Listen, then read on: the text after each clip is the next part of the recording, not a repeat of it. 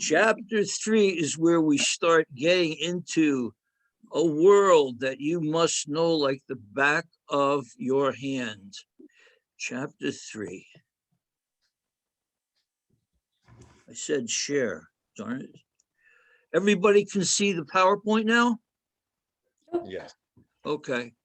Let me do my Sheldon Cooper thing here. I gotta set it up the way I like.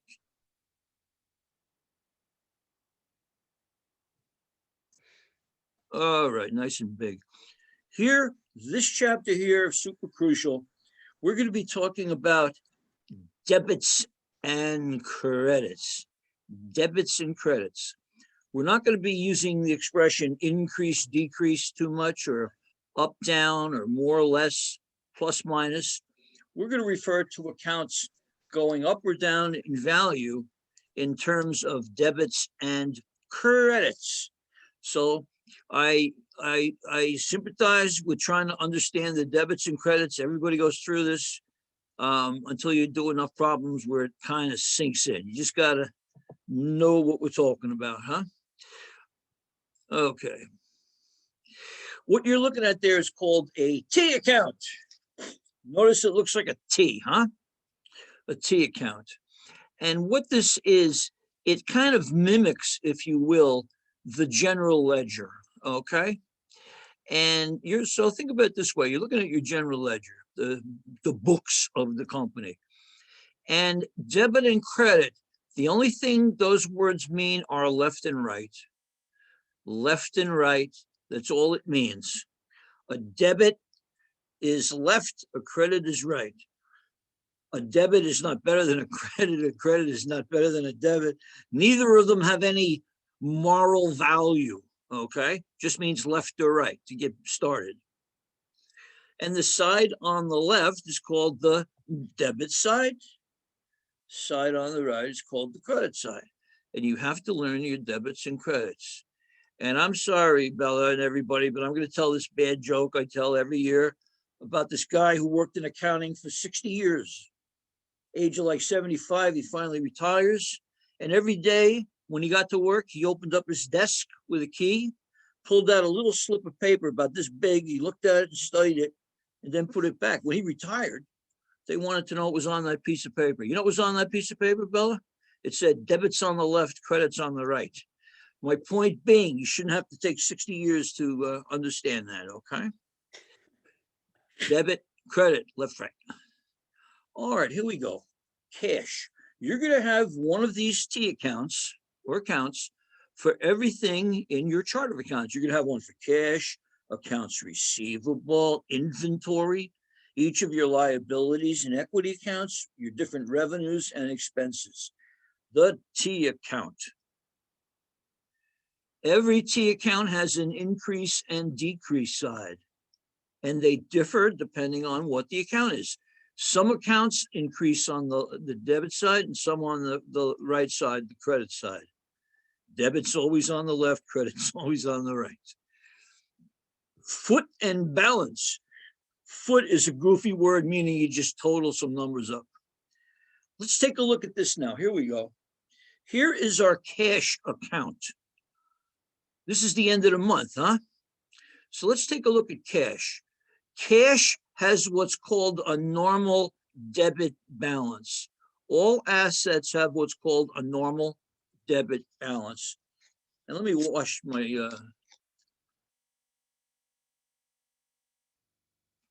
oh, that's good whiskey. Okay. Cash has a debit balance. So what we're saying here is we started off probably with $2,000. This person put $2,000 into his business, I'm betting. And then he sold something and he got $500. He had more sales, maybe collected from a customer. So those total debits add up to $3,500. Now the credit side represents the reductions in cash. He spent money, remember the motor scooter he bought and some other things. So I'm so sorry, moving the slides too quickly. So take a look here. The debits are $3,500, the credits are $3,130. What's the balance in the account? It's month end now. Well, the balance in the account is going to be $370. Find the balance by getting the difference between the debit and credit totals. You add the debits and you add the credits, and the high man wins. Whichever total is higher, that's the balance. So here you had $3,500 in debits versus $3,130 in credits, meaning at the end of the month, this company has $370 in the bank. Now, the auditors might come in at the end of the month or end of the year, and they're going to look at this. This is your general ledger. We're pretending this is your general ledger. The first thing they're going to do is look at your general ledger and say, how much money you have in a bank? And you show them this and you say $370,000. We're a bigger company. And they'll say, oh yeah, where'd you get this money? And you're going to show them this detail, and they're going to pick different numbers out of here and verify them with third parties. Cash is an asset. Asset have debit balance. Describe the effects of debits and credits. To debit an account means you put the number on the left side, to credit an account on the right. Debits may increase or decrease the balances of a particular account. The same is true for credits. So here we go. We now know that debit and credit just mean left and right. Assets. Assets have what we want to call a normal debit balance. Hi, Aranza, how you doing? Have a normal debit balance. What we mean by a normal debit balance, we mean the side of the T account, left or right, which increases the amount. So assets have a normal debit balance, and we just have to know that the way we know our own name. Assets, debit balance. Liabilities and capital, or equity, if you want to call it that, have a credit balance. This means that when you credit a liability account, you are increasing the amount. So if we borrow money from somebody, our asset cash would be debited. That increases the cash. And our debt, the IOU, the accounts payable, the notes payable, goes up with a credit. Assets, debit balance, liabilities, and owner's capital have a credit balance. And again, when we say credit, when we say a normal balance, we mean the left, right, the debit or credit, which of the sides increases the account. So assets, debit balance, assets equals liabilities plus equity. That's our accounting equation. So if assets have a debit balance, liabilities and capital by definition have to have a credit normal balance. We're only left with three things, and one of them you're not even going to see after a few more chapters. Revenue, sales. Revenue, sales, gains. Revenues have a credit balance. Credit balance. At the end of the month, we love to see $1 million in revenues, huh? Credit balance. If revenues have a credit balance, expenses would have to have the opposite, okay? So at the end of the month, if you had $1 million in sales, you would have increased this account with a credit. And if you had 400,000 in expenses, you would have recorded those expenses on the debit side, okay? Drawing, we talked a little bit about this, huh? This small business, the owner comes out and says, could you please cut me a check for $1,000? And you say, sure, boss, what's it for? And the boss says, I'm taking my wife and kids away for a couple of days down at Disneyland. Well, at that point, you know, it's what's called a drawing. And a drawing is going to reduce your capital. Capital normally has a credit balance. Capital goes up with a credit. Drawing is a capital account, but it has a debit balance. It's an outlier. It's called a contra equity account, meaning it's an outlier that has the opposite. balance. Let's not worry about that confusing piece right now. You'll get to that when we do a problem or two here. But the point is, when the owner takes his money, he takes money out of the business for his own use, he has reduced the equity or the net worth of the company. And I trust you can all see this. If these numbers are too small or you're having trouble, just yell at me or get my attention. Here we go. Here's the accounting equation again. Assets equals liability plus equity. And what affects equity? Well, what changes equity are revenues minus expenses, also known as your net income, your net profit. And if he takes any money out, we're going to reduce owner's equity, but we're not going to do it by debiting his capital account, by debiting the contra. So in this chapter, there's a couple of pages like this where you can start thinking about how to memorize debits and credits. Here is a good sheet. I like this sheet. I seen a column called account, increase, decrease, normal balance. You know, I'm going to tell you, all you need to know is one of those three columns. You only need to know one of them because then you automatically know the other. I might suggest, look at the increase side. Look at the increase side. Assets have a debit balance, liabilities and equity credit, revenue credit, debit for expenses, debit drawings. Or look at the normal balance. It's going to have the same thing. Normal balance. Assets have a normal balance. What does a normal balance mean? It means the side of the T account which increases the account.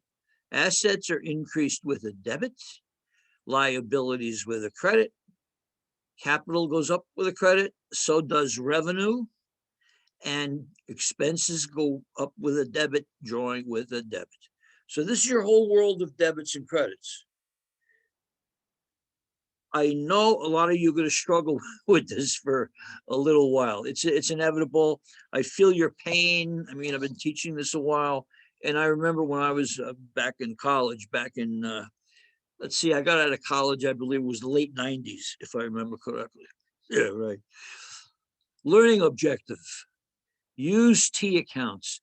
Now, what we are going to do is we're going to look at similar transactions that we did in chapter 2, where we laid them out horizontally. We had cash, then we had, and they kept inserting accounts as we went along. Here, we're going to do it the right way, I guess we'll say, with the general ledger. And again, how do you analyze a transaction? What happened? As you said, what happened here? What accounts are affected? Are they going up or down?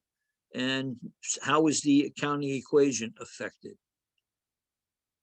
So here we go. Our first use of debits and credits. Mitchell, the owner, invested $5 large in the business, okay?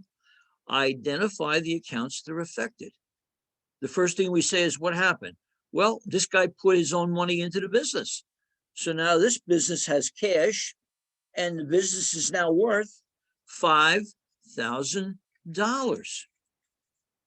Well, we know that cash is an asset and we know that capital is owner's equity account, and we will debit cash to increase it and credit Mitchell Williams.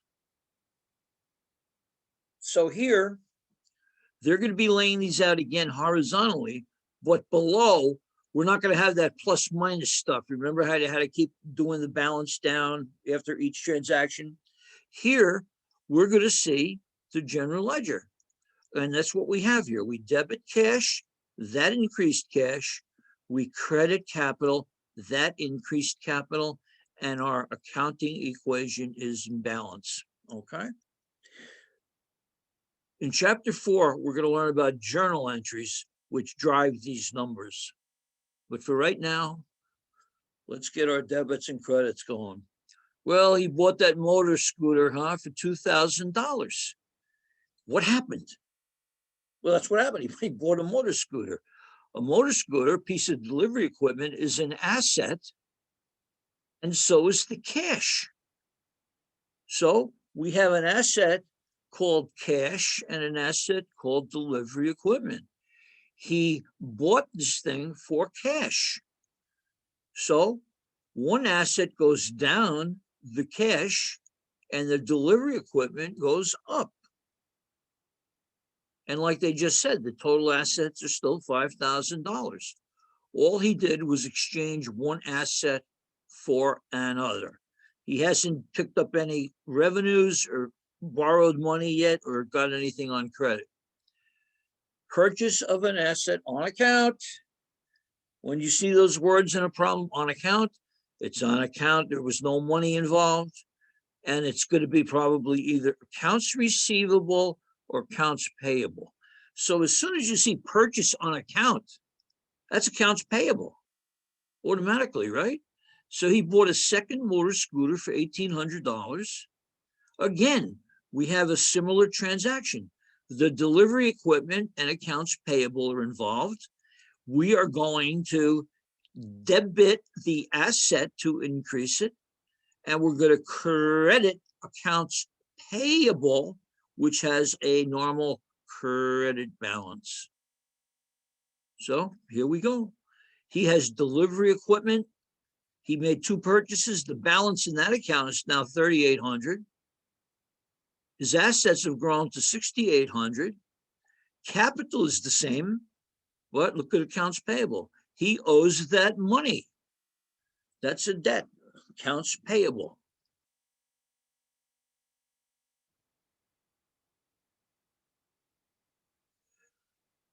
Now he made a payment on that debt. He paid 1/3 of it. 1/3 of it. Excuse me, a little dry here for some reason. Need to squish the old.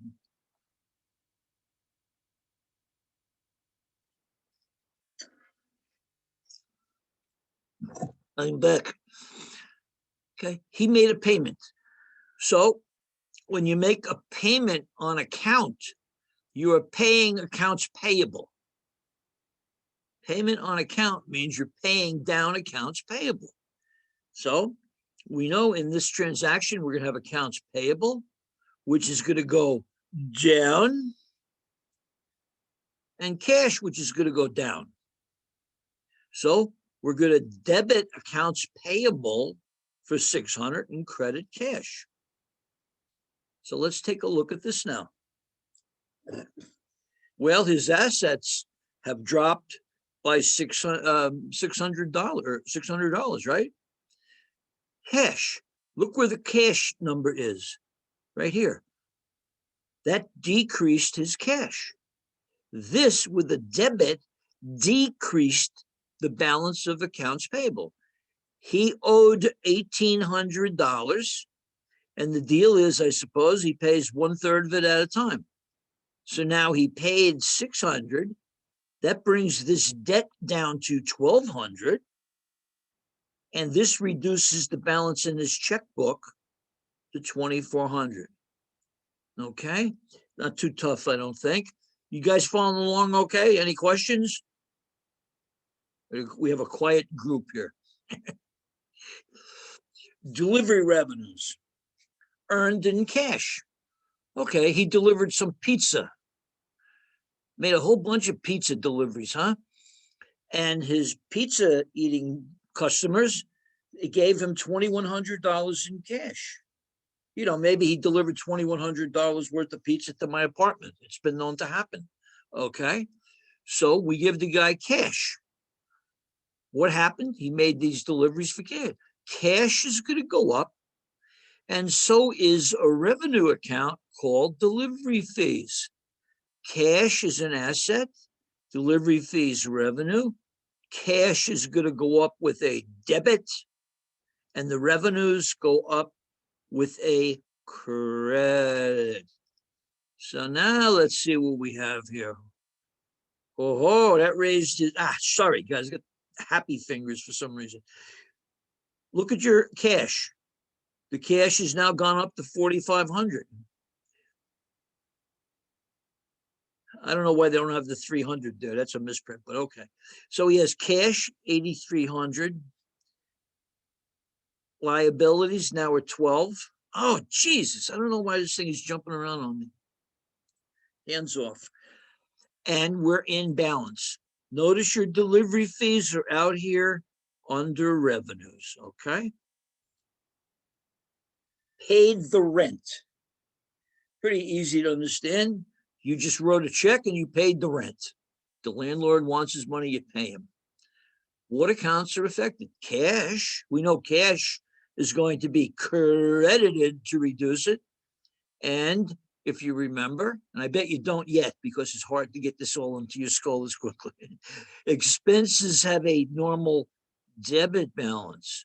So we're going to debit rent to increase that expense, and we're going to credit cash to reflect the spending of this $1,000, okay? So here we go. Cash, $4,500. I see what they're doing now. They're not showing all the other prior transactions, which is fine. So cash had a $4,500 balance, and now it's down to $3,500. Look at your expenses. Rent has now increased by $1,000. So our cash is down to $3,500. We have those delivery equipment pieces. Assets equals $1,273 plus 12 plus 61 is 73. If the month ended right now, what would this man's net income be at this point? What would his profit be this month? The answer is $1,100. He had sales of 2,100 and expenses of 1,000. That's the profit at this point. Sales minus expenses. Paid the phone bill. Another expense. Another expense. Cash goes out the door and the phone expense goes up. Whenever you see the word paid in a problem, it means cash, okay? Sometimes that can be a little bit confusing when you're looking at problems on account and partial payments. Paid means cash. Here we go. Cash goes down with the credit to 3,400. He still owes the 1,200, but now we have two expenses. Now his profit is down to $1,000. You paid that phone bill. Now, we're back to those words on account. Delivery revenues earned on account. On account of there's no money. What did we say? When you see those words on account, it's 99% of the time going to be either accounts payable or accounts receivable. Who votes for accounts receivable? It's accounts receivable. This is money we are going to collect. So it's our accounts receivable. To our customer, it's his accounts payable, okay? Accounts receivable, accounts payable, the reciprocals. So he delivered stuff for $2,400 and he handed the person a bill.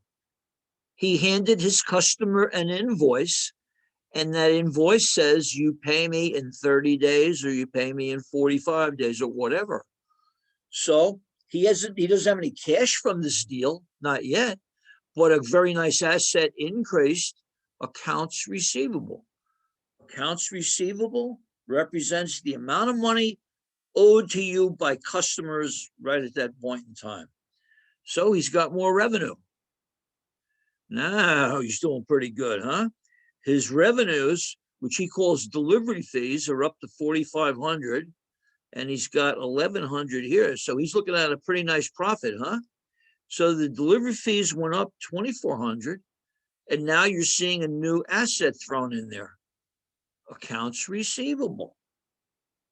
At the end of the month, the auditors might come in, and just like I said, they do with the cash. The auditors are going to come in and they're going to say, what is the balance in your accounts receivable account, please? And you tell them $2,400,000. And they're going to say, okay, who owes that money to you?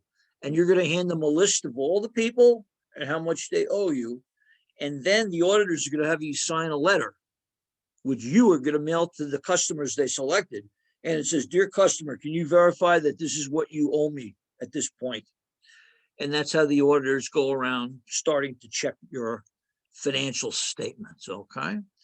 So we're still in balance. The assets have grown from 5,000 at the beginning to 9,600, still has a little bit of debt. Purchase supplies, huh? They bought these supplies for cash, $80. And this kind of makes me chuckle, but we'll go over it. These supplies will last for several months. Since they will generate future benefits, the supplies should be recorded as an asset. And I'm going to talk a little bit more about that. $80 to buy supplies, but we have not used the supplies yet. So until they're used, it is an asset. This is what's called a prepaid asset. And we're going to go over that a little more in a moment here. It's a prepaid asset. It's an asset you purchased, which you're going to consume in future months. So what happened here? We have cash and we have supplies. Does anybody see a mistake here? What it says next to supplies? Supplies are not revenue, right, Anthony? These are not my slides. Well, I better be careful what I say on these tapes. Now, somebody will say, hey, you're making fun of so-and-so's tape. Okay, supplies clearly should say revenues. So we're going to debit supplies in our book. As these numbers get smaller, let me know if I need to make it bigger, okay? Somebody shout out. Now we have another asset. Supplies, $80. Cash went down $80 with the credit. We debit supplies and we credit cash. All we did was swap assets again. Here we go. This is what you were asking about, I think, before, Anthony, in 6.3. Now, cash receipts from prior sales, huh? Well, remember we had that sale for $2,400? Now it looks like this person's going to, one of our customers is going to be paying us, I guess, huh? So he received $1,900 from prior sales. So here, there's no income.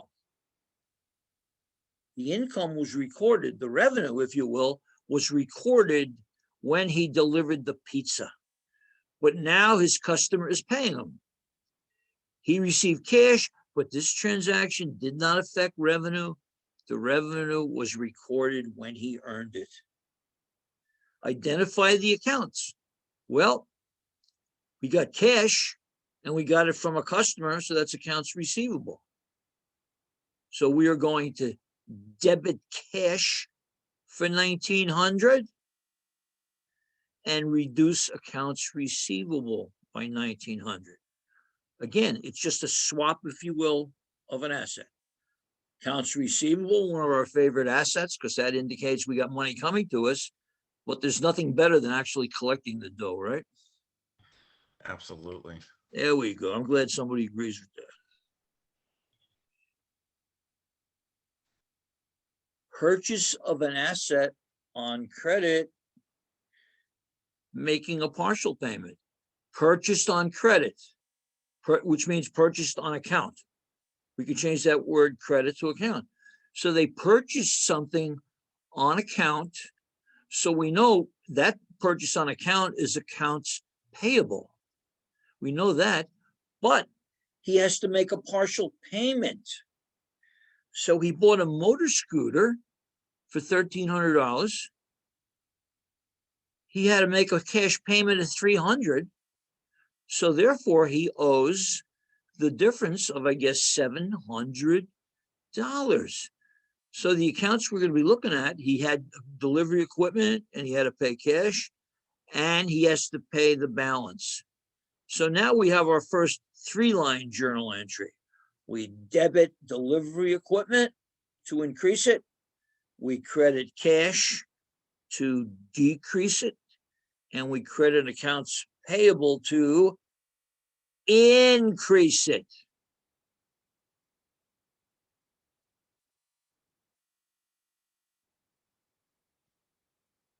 I don't care about you guys. I care about me so I can see it, okay? So here we go. The cash, there's your cash credit. There is the $700 of accounts payable, that increased. And here is the delivery equipment. I hope you're all noticing that these numbers have a letter next to them. And that's very important, because when you go back and try to look at things, this keeps things organized. K. I picked the wrong one, huh? But 300, and then you had the 700 here and the 1,000 offset, okay?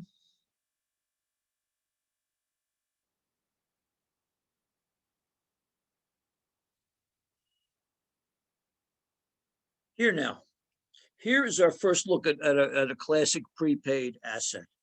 Mitch bought an insurance policy and he paid cash for it. That is a prepaid asset.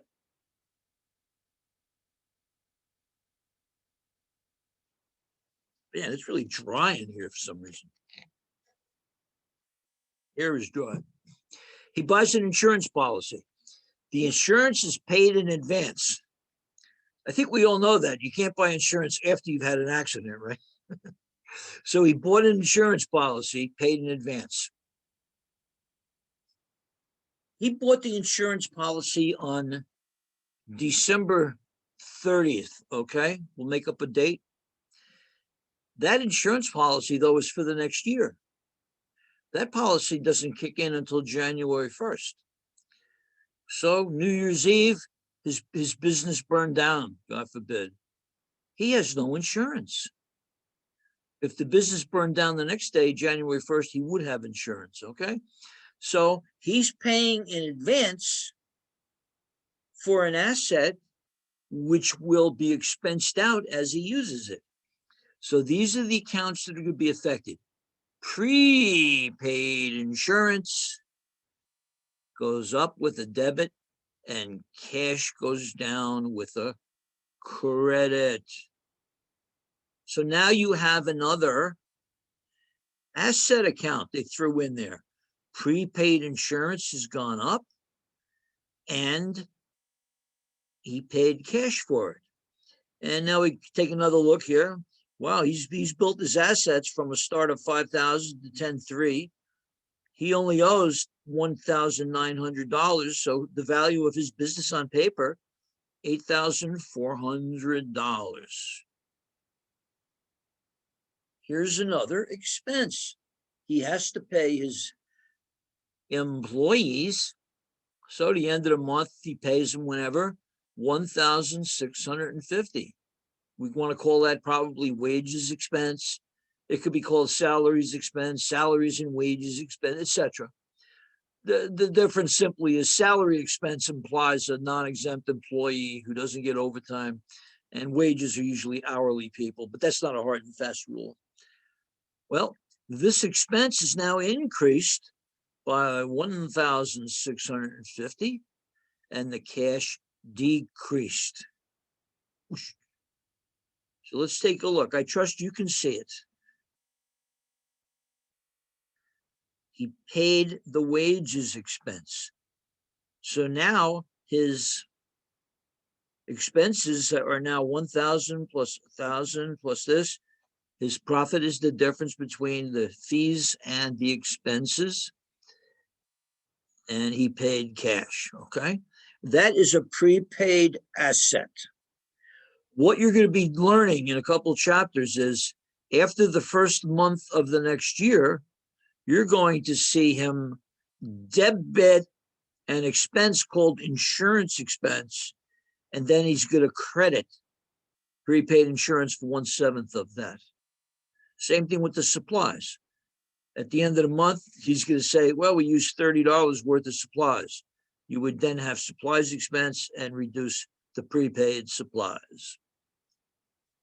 Okay, we just had a transaction back a few pages ago where we made a purchase for cash and had to make a down payment. Here is the same thing on the selling side, huh? Here, total delivery fees for the month amounted to $3,500. For the rest of the month, he delivered $3,500 worth of pizzas. Customers, some customers, he had them pay in cash, and he trusted people to pay back $2,600 on account. There it is, those magic words, on account. So we know it's going to be either accounts payable or accounts receivable. Accounts receivable here, right? Because we're going to eventually be paid. We hope we get paid that $2,600, right? So let's talk about what we got going here. Just give me 1 second. I need to knock this fly off. There we go. Identify the accounts. Well, revenue, cash, accounts receivable. Revenues went up by $3,500. Cash increased. Accounts receivable increased. So what are we going to do here? We are going to debit accounts receivable for $2,600. That increases it with a debit. We're going to debit cash for $900, and we're going to credit the delivery fees.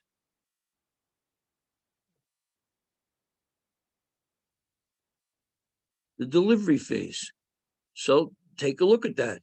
Your delivery fees were $4,500, and now they've gone up to $8,000. I probably don't need to do this for you guys, but for me, I need to do it. Cash went up, debit, and accounts receivable went up with a debit. And again, you have N. In your journal, in your general ledger, in the real world, you could be putting a date there or some kind of code number that the company chooses to use. Okay, I think we're getting toward the end of our transactions. Mitch withdrew $3,000 in cash to pay for textbooks. I guess he's among your classmates, huh? He withdrew $3,000 from the business. Understand, a withdrawal decreases the owner's equity in cash. A withdrawal is not an expense, and a withdrawal is not an expense. A withdrawal is giving away part of the company to somebody himself. So when this guy withdrew money from his company, well, that's going to involve cash and a reduction in the owner's equity. We are going to debit Mitchell Williams drawing for $3,000 and credit cash. And I think you guys can see this. So we credit cash for $3,000. That's pretty obvious, right? Credit cash for $3,000. Notice over here, we debited Mitchell Williams drawing. We did not debit the account called capital. You're not going to debit that capital just yet. We debit the drawing.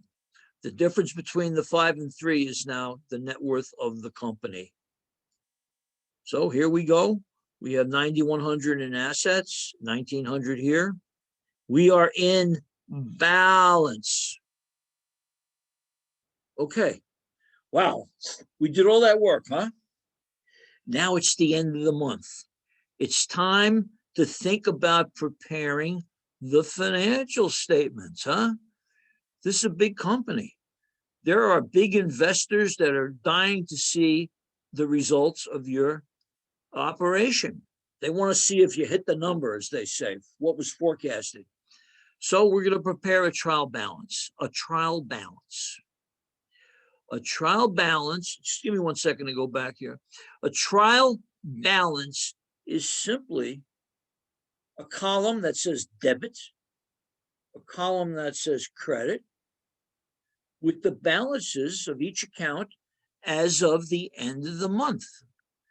And the only thing this thing does for us is it verifies that the debits equal the credits.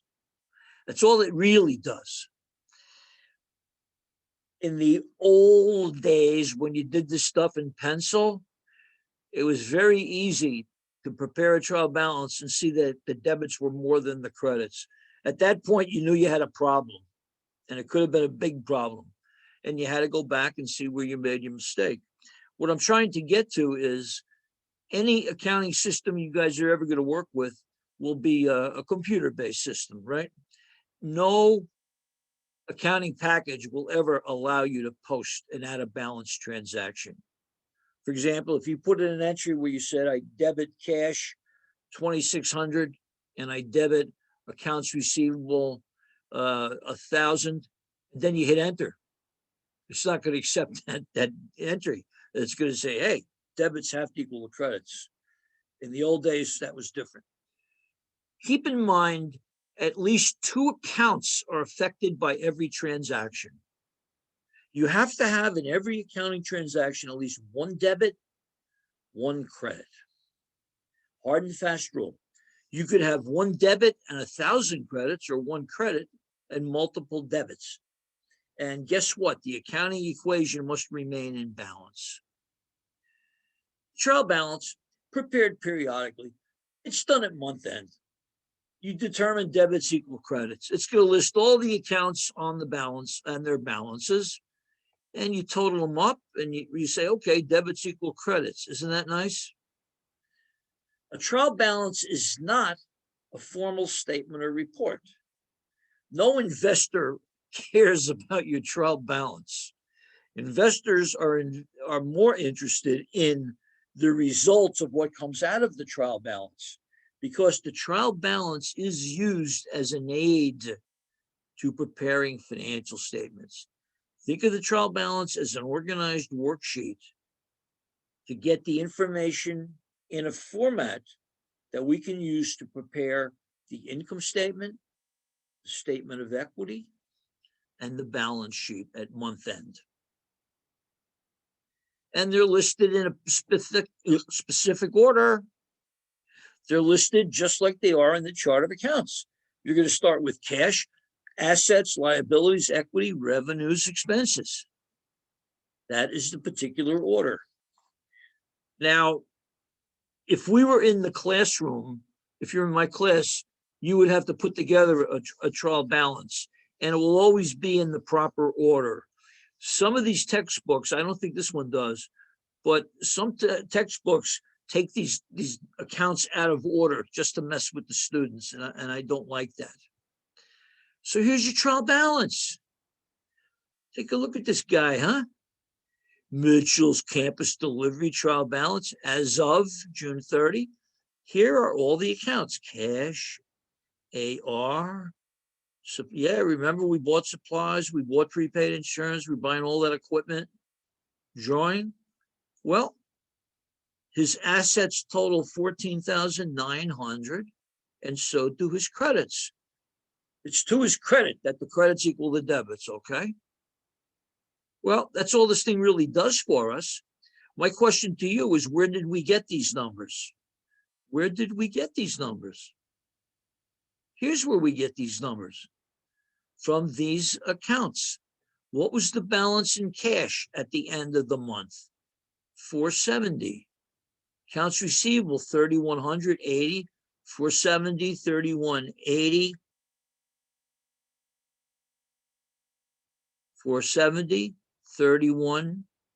That's where we got those balances, okay? Now, I'm going ahead just a little bit. You see delivery fees, everybody?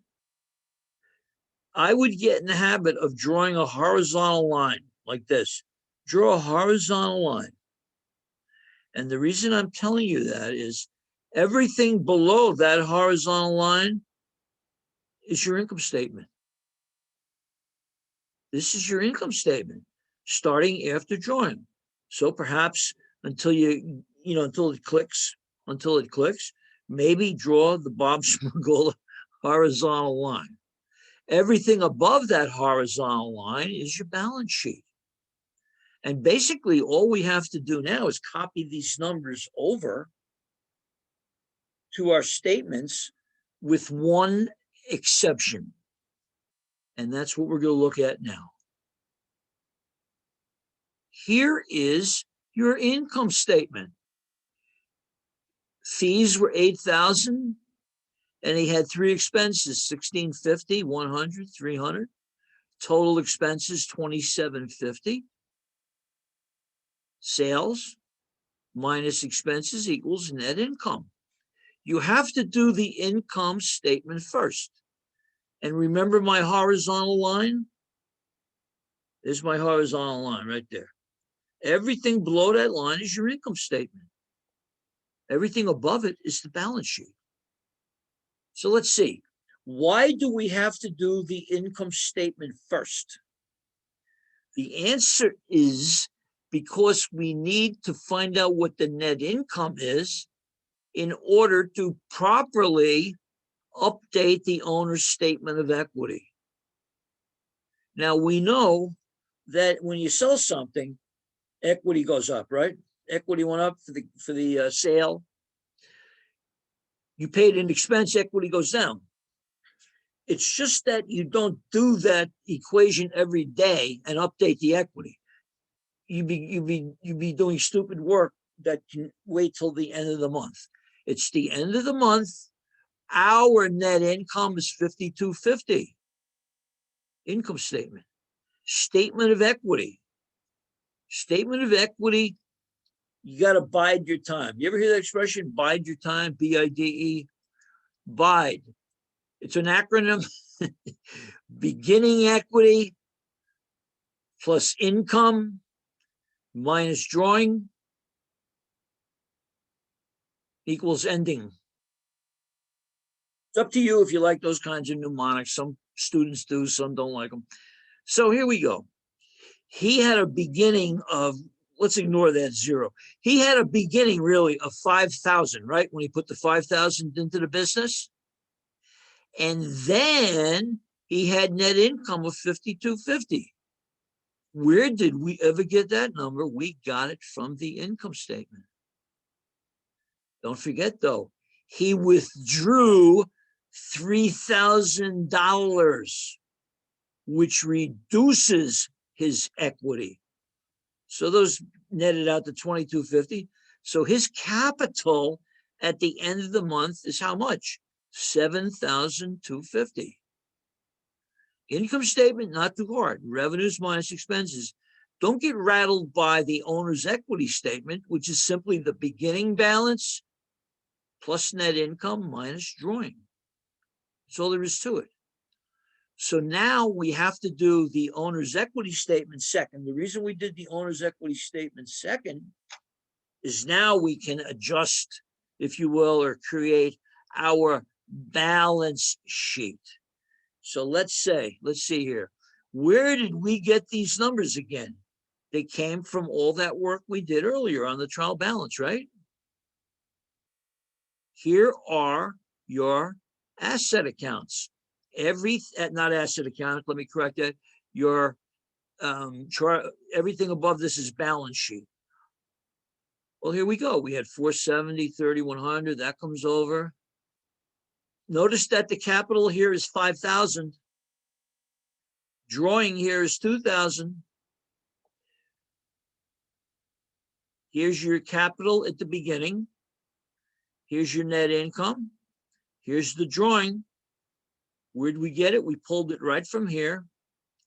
And now here's your balance sheet. On your balance sheet, all you do is copy every single number down, except which one? Capital. Now we're saying to ourselves, now it's time to recognize that we had revenues of 8,000, expenses of 2,750. That's a profit of 5,250. That gets added to your beginning balance of 5,000. less the 3,000 owner's capital, less the 3,000 drawing rather, let me say that right. And we have now created the 3 financial statements. So now investors can look at this business and say, okay, this guy had $8,000 in sales. He had a profit of $5,250. That's about 65%. So that seems like a pretty profitable business. And that was what gave him comfort taking 3,000 out. Things are going pretty good. And now he has a pretty strong balance sheet, huh? He has total assets. Let's ignore the 4,800 long-term. That would mean that he has $4,350 in current, what they call current assets. We'll be learning about that. 4,300 in cashable assets against 1,900. So he has a very good, what they call current ratio. He has a lot of money available to pay down his debt. So it looks like a pretty solid company. And I guess you all were nice. You were all glad to see what was coming next, huh? Any questions? Okay, Aranza, what questions do you have? Talk to me. Not that many, I guess. Just the ones that tend to kind of confuse me are the on account transactions. But for the most part, for the on account problems, when there's like on account, those tend to be a little confusing sometimes. Okay, on account means it's going to be accounts payable or accounts receivable. It's money that you either owe or money you're going to receive. Okay, and let me just go back up here. Yeah, here's what we're talking about. Let me find an easier one. Go to the $1,900 one, Bob. And where was that? I think further back. Keep going. Here it is. Thank you. What we're talking about here, Aranza, is your company bought an asset. You bought something, but on account is credit. It means that you handed your customer a bill, you handed them an invoice, and he or she has to pay you later. So at this point, you recognize that your asset went up, the motor scooter called delivery equipment, and also what went up was an asset called a liability account called accounts payable on account. That makes sense, right? You sold it, but you haven't been paid yet.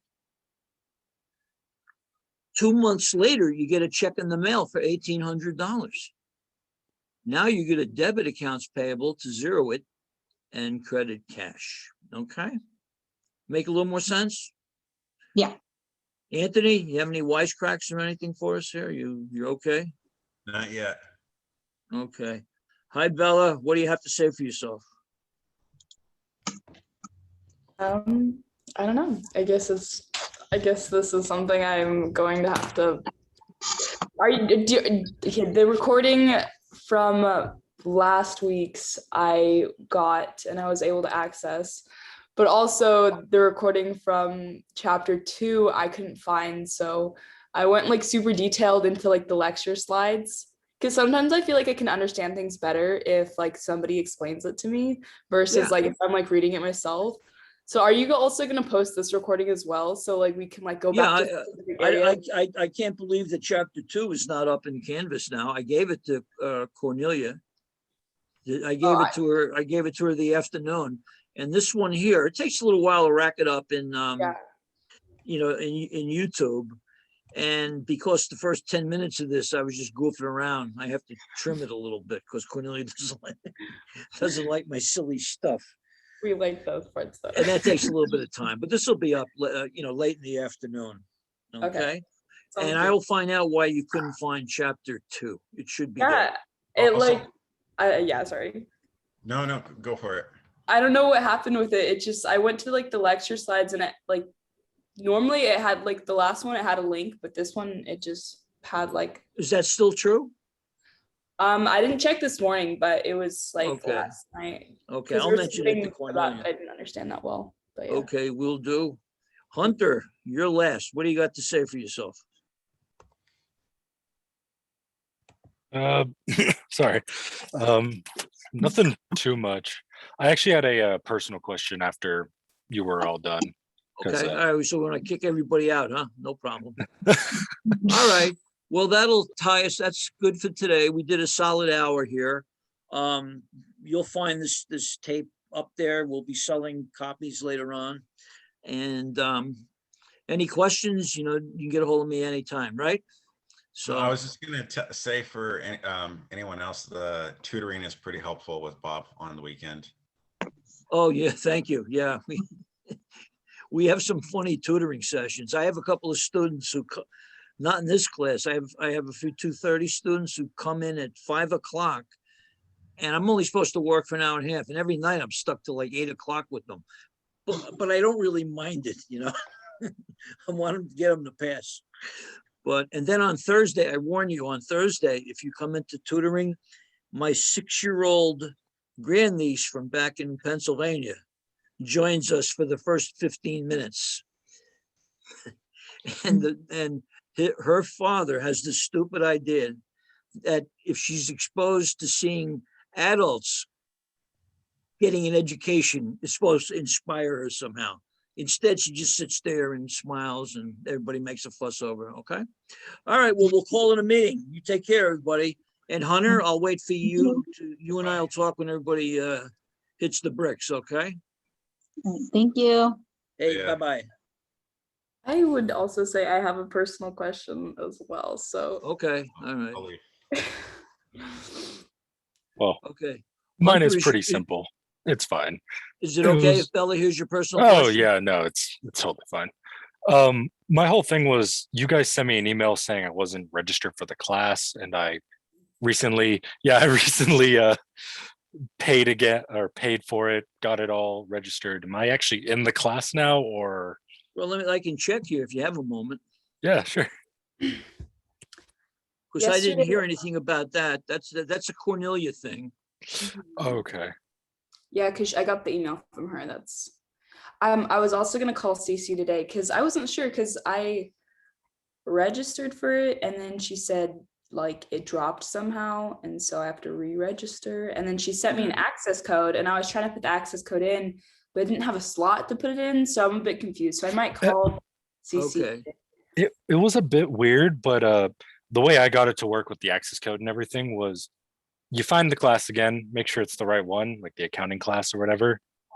You go for it, you do the whole like register again, put it in, submit it, and then it'll actually redirect you to the like, hey, you need a code for this class, and then you should be able just to slap it So in. like I should re-find it and like the like in the Find link. your class thing. Yeah. Oh, okay. Yeah, I didn't try that, so I'll try that after. Because before I was just trying to go through my pipeline and I was like, this is not working. Yep.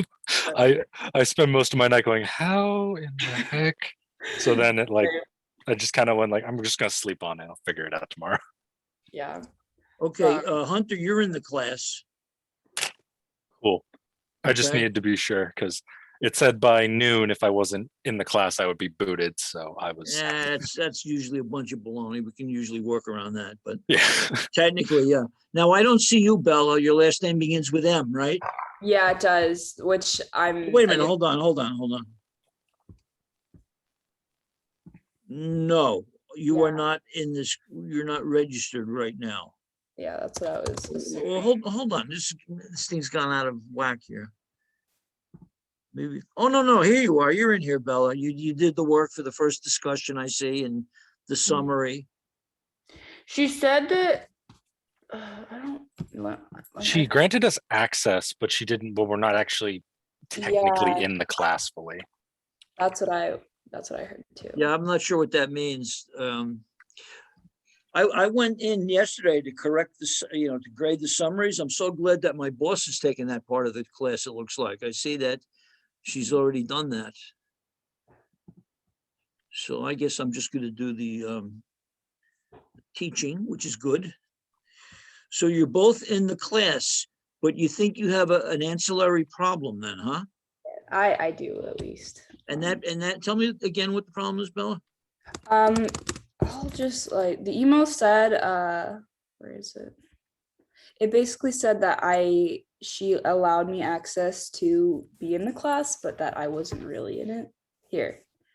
I noticed that you're not officially enrolled in accounting. You currently have access to the course because I manually added you. However, I have to remove you if you're not enrolled by noon tomorrow. Here's your ad code again.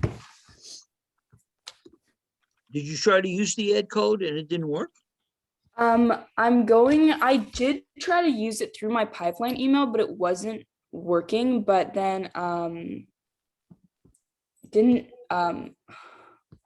was your name Hunter? Sorry, Yeah, it's Hunter. I can't see the Zoom. I don't know where it went. How did you do that again? You said go to the find a class or Yeah, go to your like add classes thing. Okay. Sorry, I'm trying to get it all right in my head. Hunter, could you, are you able to share the screen if I let you do that? Maybe you should. I need to 1 minute, need to pull it up. Pipeline does not like working on my PC, but it should be able to. Oh God. Okay, 1 second. Yeah, I should be able to. Clear. Same thing with you, Bill, if you need to share, want to show Hunter something or me. Well, I'm trying to. Okay, share screen. SBCC. Share. Here we go. All right. Okay. So. Oh, what? Really? Okay. Weird. Register for class. Yeah, register, add or drop, blah blah. Spring. So essentially, yeah, it says like my first time trying to get this canceled class, blah blah, and then today I got it back. But the way I had to do was find the class again, like go to class search. It should have the code. Like she should have sent you like the class code. Yeah, just put it in right here in the CRNS area. Should be able to just click submit changes. Wait, so I'm on like the accounting, like so like you know how you said class search. Where did you go from there? Oh, okay. So class search. I'm like level 1 right now. So you see I pressed that too. Yeah, okay. Course search, accounting, views, introduction to accounting. There's the sections. Yes, and it's right Really? here. It's the top one. Okay. And then you just copy that code right there. Go to the menu. Yeah, return to the menu. Go back to register, add or drop. Okay, I think I got it. Hold on. Yeah. JC351. I wonder how many students try to register and give up and never go to college, right? They find a trade or something. Yes, okay, I did it. Well, that was a little bit stressful, but I'm really glad I stayed because that's why we glad. That's why it's one of the reasons why I ask at least the first few weeks any questions, make you talk a little bit. Sometimes it generates this type of thing. All right. Are you from around here, Hunter? I'm actually not. I'm in Washington. Wow. Washington, the state of Washington? Oh, Washington, yeah. Seattle, Washington. Ah, pretty cool. Way up in the Pacific Northwest, huh? Yep. Lived here my entire life. Actually, that's a lie. I spent a year in Philadelphia. That was a great time. Washington to Philadelphia. It was fun. What's that? I said it was fun. I gotta admit. I love. Did you have some cheesesteaks when you were there? Oh, of course. Yeah, Of course. Like I went through the subway, went out, like the underground, like food stall areas, went through there. Oh, Had probably the best cheesesteak ever. Yeah. And you saw where Rocky ran up the steps and all that, huh? Oh, yep. Took some Pretty pictures cool. there. Amazing. How about you, Bella? You from around here too? Yeah, I've lived in Santa Barbara my whole life, but I did take a trip up to Washington, I think, a few years ago. The state of Washington again? Yes, the state of Washington. I've never been up. How come nobody's ever gone to New Jersey? I I don't know. I've never gone though, but I don't really feel like I know a lot of people who have gone either. I'm going to bore you guys real quick before we go. I'm going to ask you this. There are 3 very famous people my age that grew up within like 10 miles of me. Okay. I didn't know them at the time. 3 famous people. Bruce Springsteen, you know Bruce Springsteen, the rock and roll guy. You know Meryl Streep, the great actress. And who's the third one? Give up? Me. That's who the third one is. I tell you what, I'm going to have to trim all this out of the video tonight, or my boss will jump all over me, okay? Oh, sorry. All right, you guys take care, all right? I'll let you go. Yeah. All right. Thank you very much. Bye-bye. Bye.